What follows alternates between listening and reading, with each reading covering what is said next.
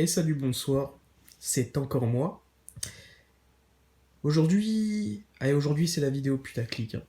C'est la vidéo là, ça y est, c'est parti là. J'ai 5 abonnés, enfin 4 abonnés vu que un abonné sur les 5 c'est un de mes comptes, je l'ai déjà expliqué dans une vidéo, c'est pour pouvoir regarder de temps en temps par le téléphone. Bon, déjà, petite préambule, j'aimerais bien que les 4 abonnés me laissent un petit commentaire sous cette vidéo pour que je puisse les identifier et les reconnaître sous la bannière du Conseil des 4. Les 4 premiers abonnés quand même. Oh, merde, montrez-vous. Et puis... Qu'est-ce que j'ai... Qu'est-ce que... Ah, excusez-moi, je suis pas très joyeux là. Parce qu'en fait, j'ai appris que... C'est pour ça aussi ce blabla, c'est un peu pour se changer les idées, parce que j'ai appris que Daft Punk se séparait. Comme tout le monde, je pense. Je sais pas si c'est sorti hier ou aujourd'hui, mais moi je l'ai vu là. Merdique, hein, quand même, hein. Pour ceux qui aiment bien, moi j'aime beaucoup Daft Punk. Putain, combien 7 ans 6 7 ans. Ouais, 7 8 ans même depuis le dernier album. Et puis un nouvel album qui était... Enfin, il y avait des rumeurs, quoi, sur pas mal de sites depuis un an, à peu près. Et au final, c'était gros bullshit, quoi, hein. Ouais. Bref, aujourd'hui, vidéo où j'ai envie de parler de plusieurs choses.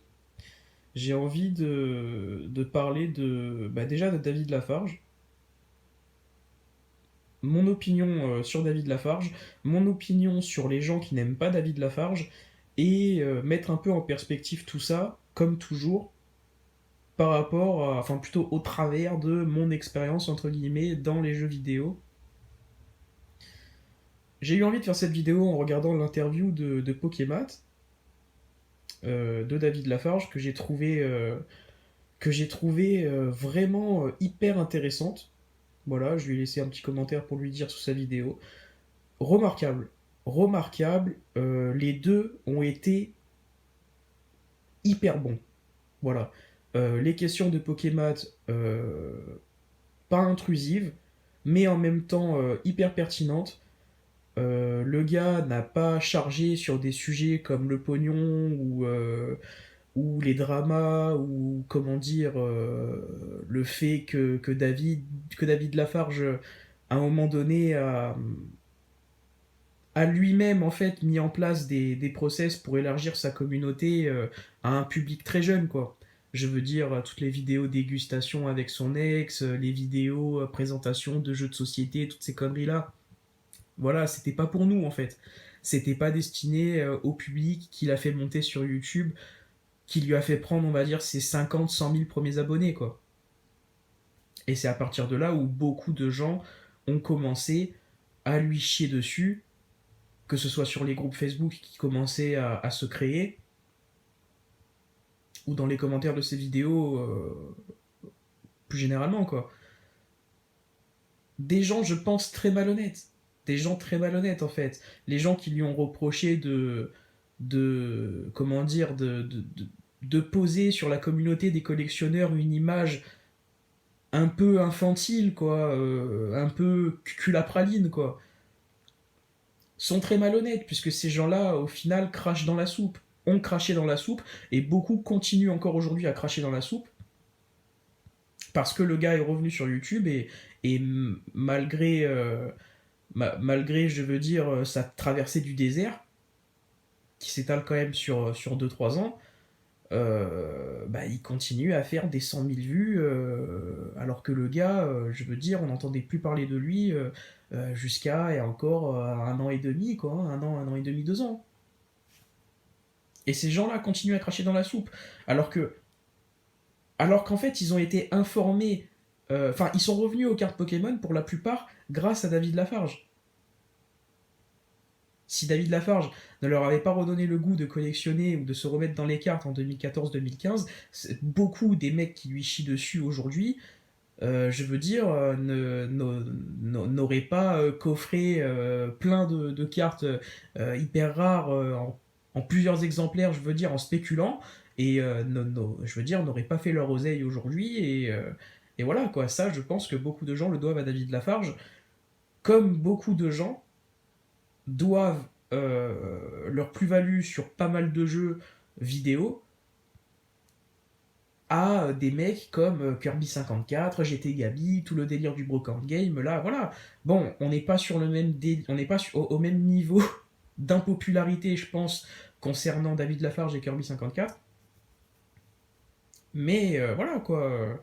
C'est des mecs qui, à un moment donné, par leur communication, par leurs vidéos sur YouTube, entre autres, ont relancé un intérêt. Enfin, pas vraiment un intérêt, mais c'est pas ça. Les mecs qui voulaient acheter des cartes et les mecs qui voulaient acheter des jeux vidéo, ils étaient déjà là. Ils ont toujours été là d'ailleurs. Mais en fait, ils ont relancé, ils ont informé des gens sur le fait que il y a des collectionneurs qui existaient et qui étaient prêts à mettre pas mal de thunes dans des jeux assez rares, assez recherchés, en très bon état, etc. Et du coup, tu as des gens qui ont été informés de ça et qui se sont mis à ratisser les vides-greniers, les bourses aux jouets, les eBay, tous les internets en fait, et, et qui du coup ont amassé, ont spéculé et se sont fait pas mal d'oseille. Et c'est les mêmes qui chient ensuite sur Kirby 54, bon, a raison, parce que je pense que le mec est vraiment détestable. Mais David Lafarge, par contre, c'est pas un mec détestable, je trouve. C'est pas un mec détestable, c'est un mec qui s'est un peu perdu dans les formats, qui a fait parfois un peu n'importe quoi. Ouais, il l'explique dans la vidéo, dans l'interview de Pokémat, les délires de challenge, coupe ou coupe pas la carte Pokémon. C'est un truc qu'il avait vu qui se faisait aux États-Unis.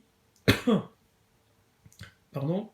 Et, euh, et qu'il a essayé d'importer un concept qu'il a essayé d'importer en France, mais allez savoir pourquoi ça n'a pas collé avec la mentalité française, si on peut parler de mentalité française dans le niveau des cartes Pokémon, mais bon.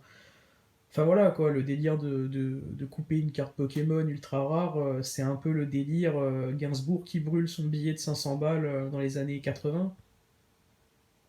Ça passe pas.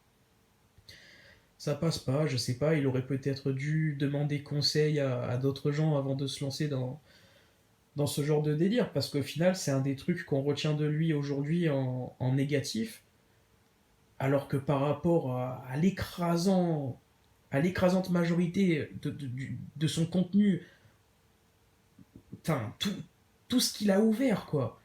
Moi, ça m'arrive vraiment de re-regarder des vidéos de lui comme ça, là. Mon petit kiff, tu vois, c'est de temps en temps, je vais sur eBay, je regarde les cartes et tout, et puis en fond, sur la Play, là, sur la télé, je me mets une petite vidéo sur YouTube de David Lafarge en 2015, 2016, 2017, là, quand il ouvrait du BlockX ou du Wizard. Voilà, quoi, quand il n'était pas encore dans l'excès, dans l'overreact et tout. Voilà, quand il s'amusait pas à déchirer son t-shirt quand il a quand il a une carte. Quoique bon, en fait, vous voyez, je dis ça, ça me fait marrer. En vrai, ça me fait marrer, moi, quand il fait ça. Il y en a peut-être que ça exaspère. J'ai vu la vidéo du mec, là, Sir Gibbsy, là. Bah, ça, voilà, les mecs comme ça. Enfin, lui en particulier, je trouve que c'est pas des mecs qui sont très très pertinents quand il parle d'autres mecs en général. Mais là, en particulier, quand il a parlé de David Lafarge, je veux dire, en gros, le seul reproche qu'il lui fait, c'est quoi? Voilà, c'est d'être un peu dans l'overreact. Voilà. Je pense que, je pense que c'est juste un mec, un vrai passionné en fait. Voilà. Je pense que David Lafarge, c'est un vrai passionné. C'est un mec, il ouvre un booster, il a une carte ultra cotée, ultra rare, il va péter son câble. Voilà.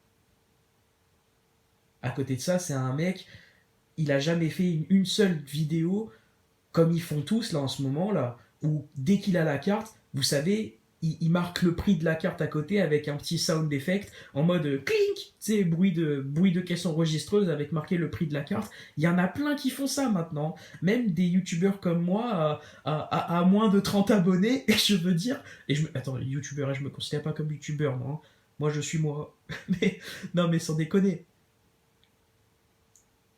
il a jamais fait ça. Il a jamais fait ça. Il a jamais spéculé en achetant, en ratissant. David Lafarge, c'est un mec, il a fait sa thune. Ben, beaucoup par rapport, je pense, à sa communauté jeune, quoi, à son très jeune public. Tous les délires de Gulli, toutes les sponsors pour gamins, c'est comme ça qu'il a fait sa thune, lui. C'est comme ça. Et dans le business, entre guillemets, il n'a pas été très bon. Enfin, bon, il y a une grosse merde apparemment qui lui est tombée dessus.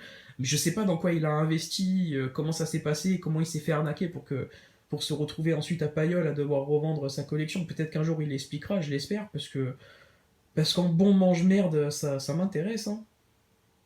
Puis j'apprécie plutôt le gars, donc j'aimerais bien savoir enfin, ce qui lui est arrivé, quoi. C'est dommage, quoi. D'être arrivé où il en était arrivé pour retomber comme ça aussi rapidement. Et je veux dire, ça a dû lui tomber sur la tronche, mais en rafale, quoi. Hein. Entre les escroqueries et les impôts derrière, je me perds un peu. Qu'est-ce que je disais? Qu'est-ce que je disais? euh... Je sais plus. Enfin, en gros, ouais, voilà, quoi. Tout ça pour dire que. Oui, je sais ce que je disais. Qu'en fait, lui, il a pas fait son argent en spéculant comme un gros crasseux, comme ce que beaucoup font, en fait. Beaucoup de gens qui lui reprochent ses délires overreact quand je dis overreact, c'est-à-dire mec qui surréagit, quoi. Voilà.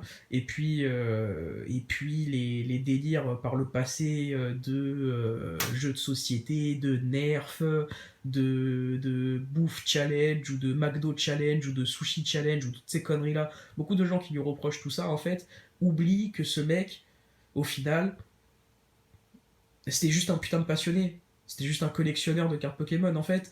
Et qui n'a jamais fait des classeurs avec 30 Dracofeu 7 de base à l'intérieur pour spéculer dessus. Et c'est un mec, au final, il a été obligé de revendre sa collection avant. Ça, je pense que c'est vraiment le truc qui lui fend le cœur aujourd'hui, c'est déjà d'avoir dû revendre sa collection.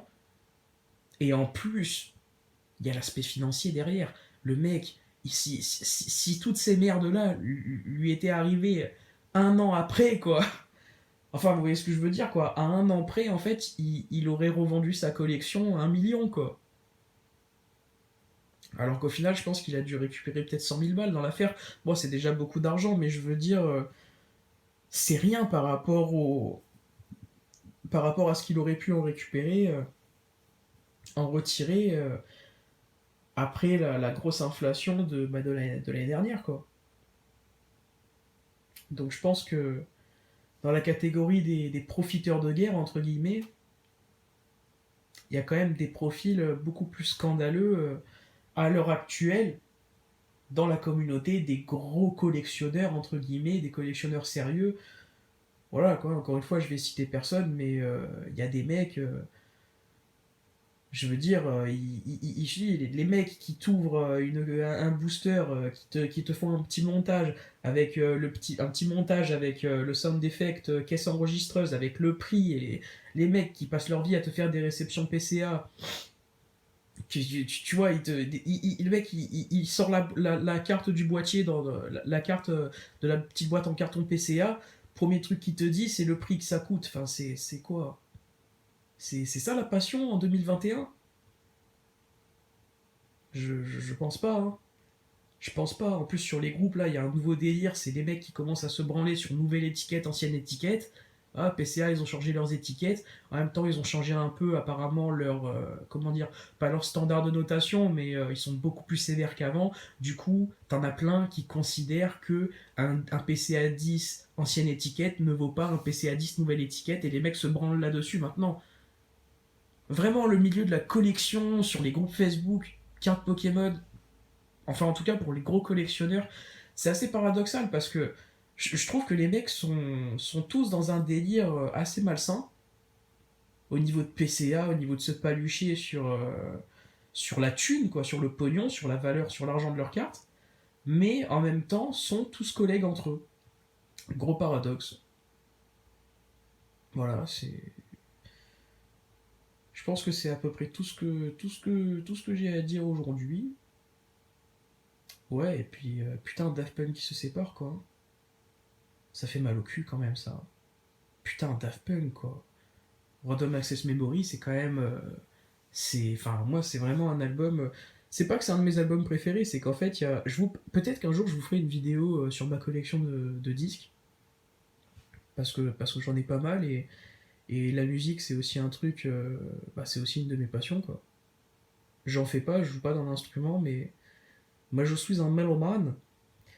Et Daft Punk, si vous voulez, Random Access Memory, c'est vraiment. C'est un album, en fait, comme il y en a peu, selon moi, des albums que quasiment n'importe qui peut écouter en entier, en fait, d'un bout à l'autre. Des albums qui s'écoutent vraiment en entier, avec le même plaisir, il n'y en a pas beaucoup, quoi, hein. En général, dans un album, sur les 10-15 morceaux, si t'aimes bien l'artiste ou si t'aimes bien le style, tu vois, va quand même y en avoir quelques-uns que tu vas apprécier un peu moins, quoi. Que lors des prochaines réécoutes, tu vas passer, quoi. Random Access Memory, c'est un album, à chaque fois que je l'ai écouté en entier. Et je l'ai écouté, je vais pas dire une centaine de fois, mais ouais, quand même. Le disque, je l'ai poncé, littéralement. Donc c'est dommage. Bon voilà, je vais pas faire tirer la vidéo plus que ça. Je vous souhaite une bonne journée, une bonne soirée, selon l'heure à laquelle vous avez regardé cette vidéo. Ou plutôt écouter, hein, parce que bon, je vous recommande pas de regarder mes vidéos, hein, il se passe rien à l'écran. Et ouais, écoutez ça tranquille en faisant autre chose, en faisant à bouffer, en faisant caca, en faisant ce que vous voulez. Et je vous dis à la prochaine. Allez, salut.